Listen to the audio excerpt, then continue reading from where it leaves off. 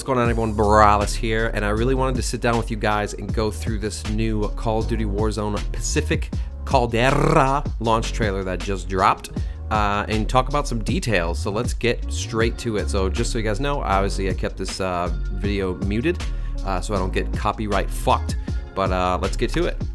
So obviously it's rated M. Now I have some questions. So with the planes, right? So let's go back. With the planes, oh, there's one right here.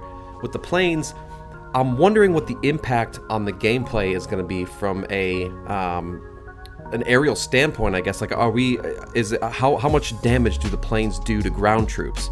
Are you encouraged to fight other planes in the sky? Like, I really want to know, do they drop bombs? We haven't really seen much as far as straight raw gameplay of the jets, so I'm very curious about that and what impact they're going to have on the gameplay. My other question is this. How big is this map? So I know that they've said that this map is the size of Verdansk, but I don't know. It doesn't look like it. It looks like, I mean, this building right here doesn't. It looks like the what is it called? The superstore, or like half of the superstore from Verdansk, but it takes up a significant portion of this area. This looks like a landing strip here. I don't know. Is this mountainous area in the background part of the map? I don't think so.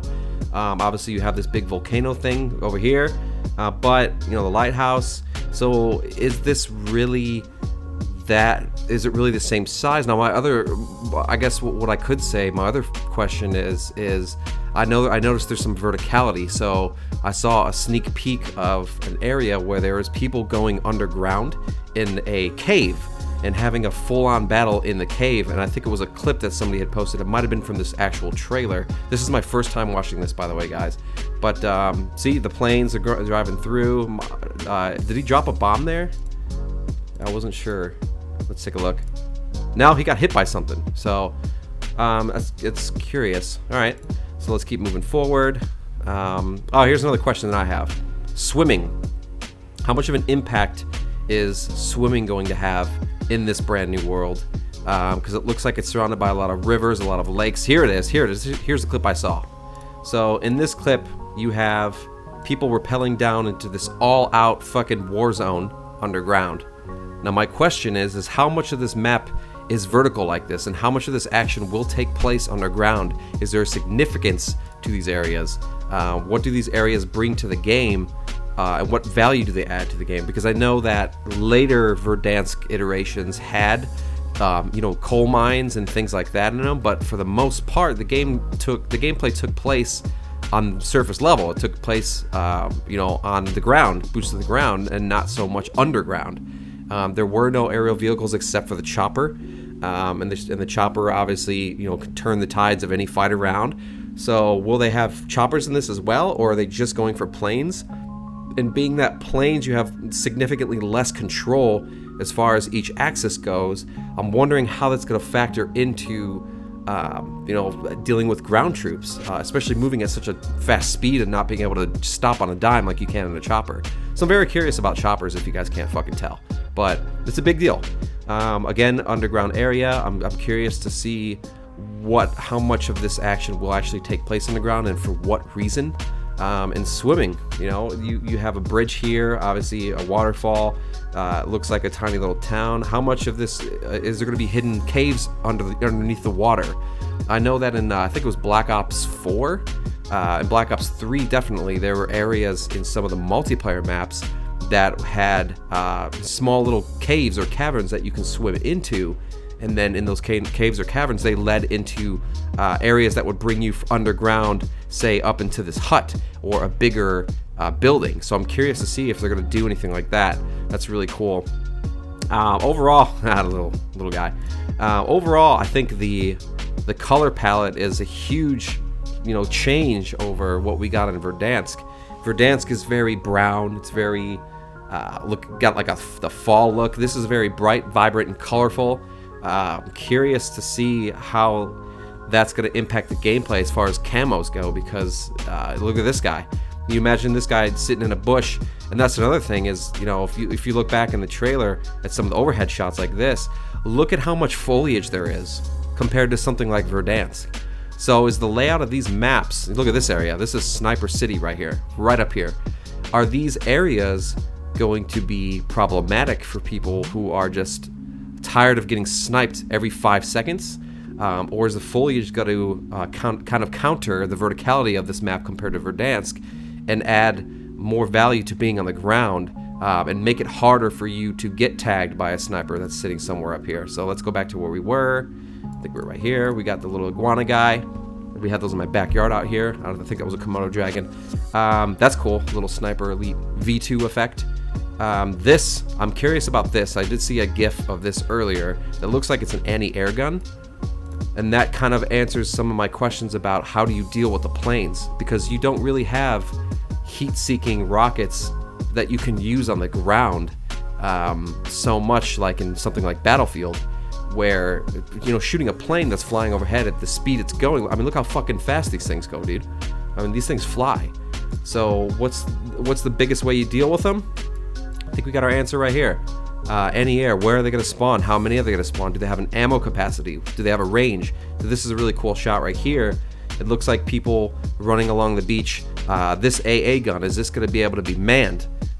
That would make a huge difference. I know it's not really an AA gun. I take that back.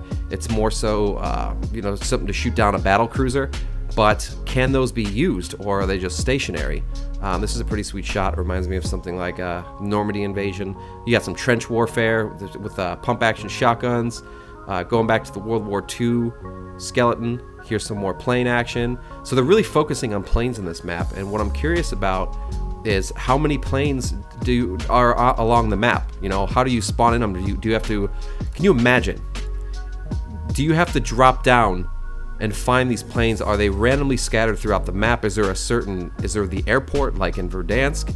If so, there's gonna be people lining up in the fucking sky on the way down to jump in these planes. So they gotta figure out a way to allow people to get in these planes without just everybody, all 150 players dropping down in one area. So my guess is that they're going to be scattered in several places around the map, but how many? You can't have, you know, 2-3 planes in the entire map.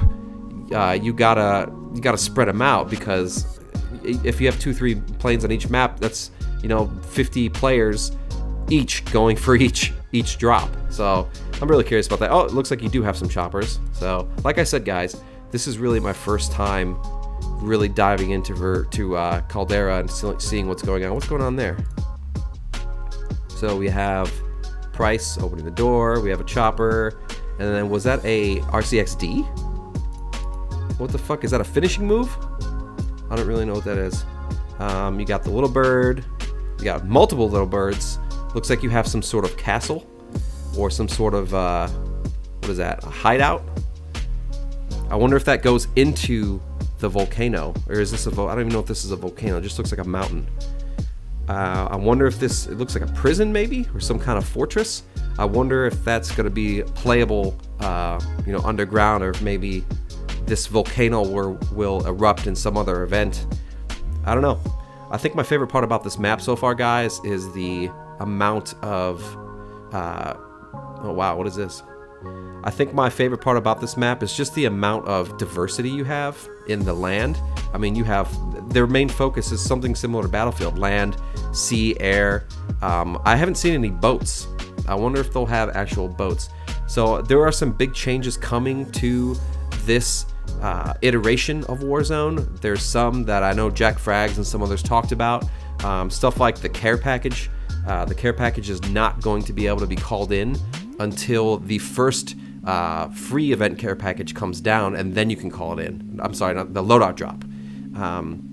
I do like that change. I think it's going to add a big spin to some of the gameplay. I think some people get too comfortable too quickly with certain meta loadouts, and it's going to challenge people to try new weapons and try new things. And I think that's going to be a big game changer for Warzone in general, and I really like that. I think looking back to something like PUBG or H1Z1 or even DayZ, the first mod, those were the first Battle Royale games I played, and some of the first ones ever created. And what made those games Battle Royales and what brought the intensity and the anxiety levels up so high was the having to land with nothing but a pistol or even fists. and you have to find all your shit. You got to find your gun, you got to find your armor, you got to find your attachments for each gun, and depending on where you landed, those areas had good loot, bad loot, no loot, or tons of loot. And that's what kind of kept the game, kept the game fresh and kept you on your toes, was that you never knew what you were going to get, but you had to work with what you found. And I do like that they're kind of bringing that back and harking back to the good old Battle Royale days, instead of everyone just dropping, getting money as fast as they can, throwing their money together, and then buying a loadout straight away, so that everyone's using MP5s and Car 98s, or whatever the new meta is at the time. So I'm really excited, honestly, for this map, guys. I think it's time for a change. And I hope it's a change in a positive light, but I like the fact that this map is a little bit more bright, vibrant, has a little bit more to offer, like these planes and the helicopters. We'll see if they do have boats, but only time will tell. So this map launches December 9th, I believe.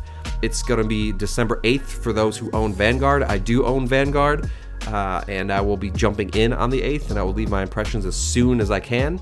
But other than that, guys, that's all I got. I hope you guys enjoyed your weekend. Happy Monday, and we'll see you guys on Thursday. Have a good one, guys.